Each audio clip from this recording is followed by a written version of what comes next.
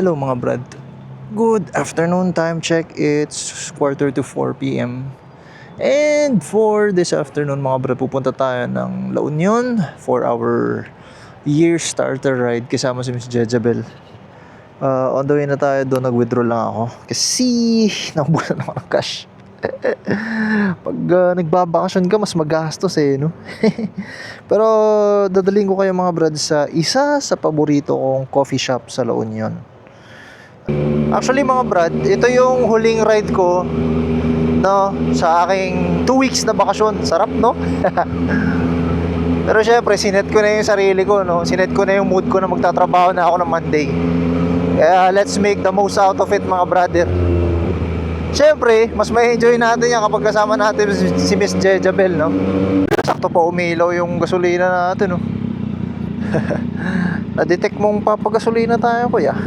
Sir, full tank 95. Actually mga brad, ang sabi ko kay Miss Jezabel, magsa-sunset ride kami doon.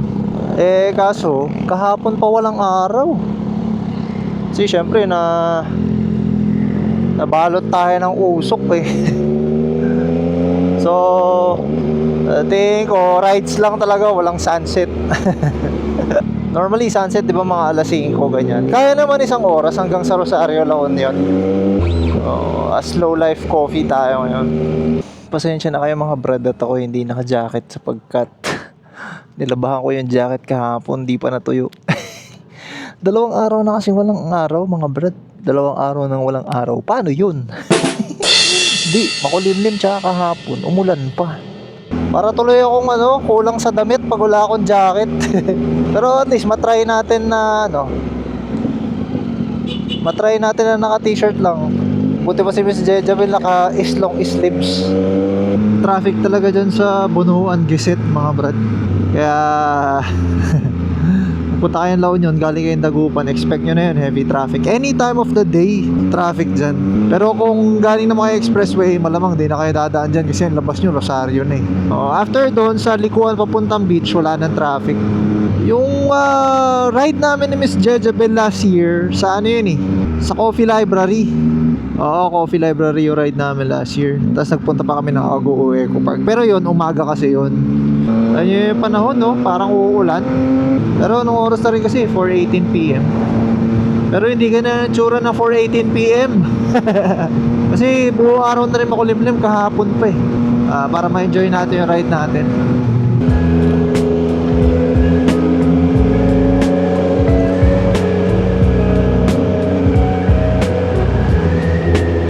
After Bunuan, nandito naman tayo ngayon sa San Fabian mga brad.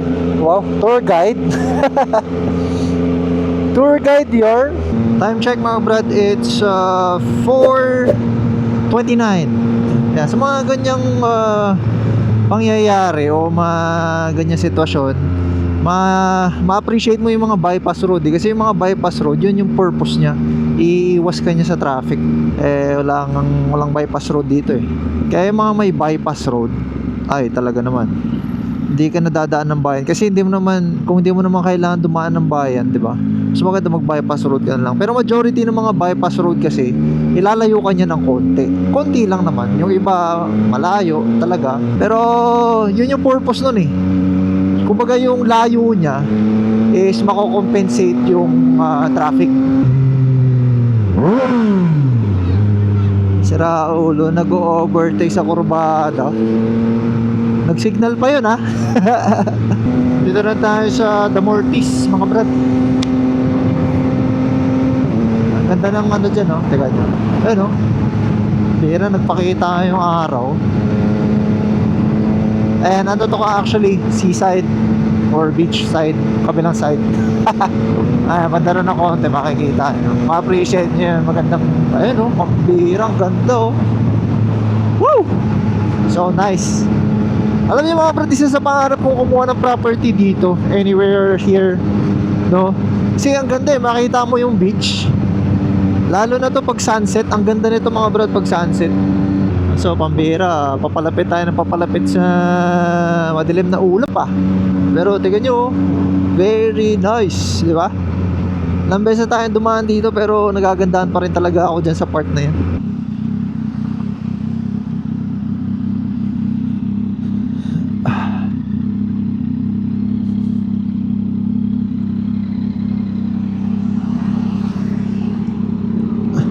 Araw ko po. Araw ko. Mabuhan.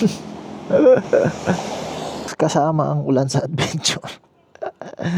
Ngayon pa nakatail tayo, di pambihira. Kaya kay Miss Jejabel. Oh, thank you Lord, dito walang ulan. Tuyo rin yung daan. Let's go!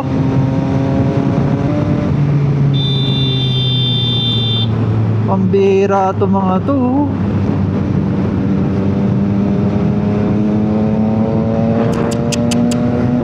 Ba't na yung mga ganun tao, no? Nakakuha naman ng lisensya, nakapasa naman, pero walang driving manners, no? Kailangan maka-overtake sila. Kailangan gumilid ka. Alam mo yun? Parang pag-aari nila yung kalsada. Pangit ng ganun. Eh sana wala akong kabrad na ganun, no? Wala dito sa YouTube family natin. Walang ganun. Iwasan natin yung ganun mga brad. Time check 5:06 PM. Dito tayo sa Rosario, La Union. Saan nga ba tayo? Alam ko dito tayo eh. Diyan tayo pupunta. So iikot tayo. May Starbucks na dito. Starbucks na pala dyan. Ganda ng location nila. Eh, ang dulo ng T-Plex. Ito kasi papuntang Cannon Road. Dito tayo pupunta. Doon. Starbucks bago yan ah.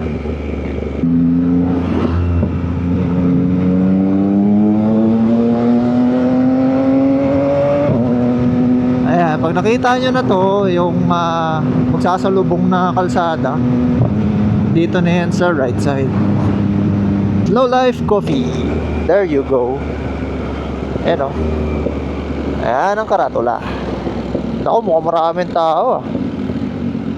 Uy, ang ganda. May ilaw-ilaw. Bossing, kamusta? Slow life. Uy, ang ganda, pambira.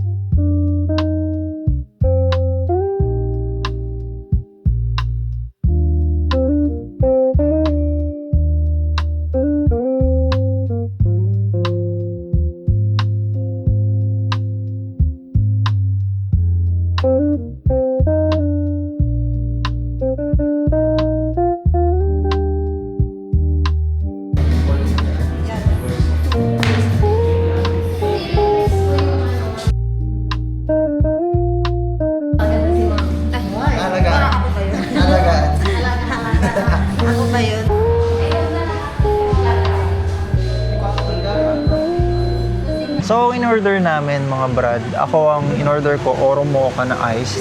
It's worth 200 pesos. Tapos, potato crisps na 160. Kay Miss Jejabel, ang order mo ay truffle cream pasta na 310 pesos. Tapos, peach please ice na 250 pesos. So, total of 920 pesos for ganitong view. Tsaka masarap yung food nila eh, diba? Yung last na tinikman natin. Ay, yung last na tinikman natin yung ano. For real. For real. No hurry, don't worry.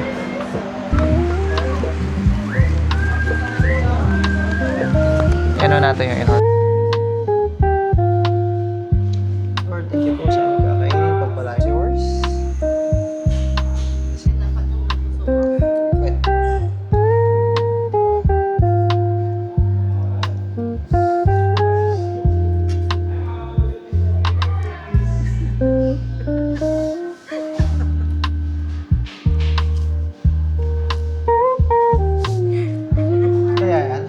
Happy yarn. Happy yarn.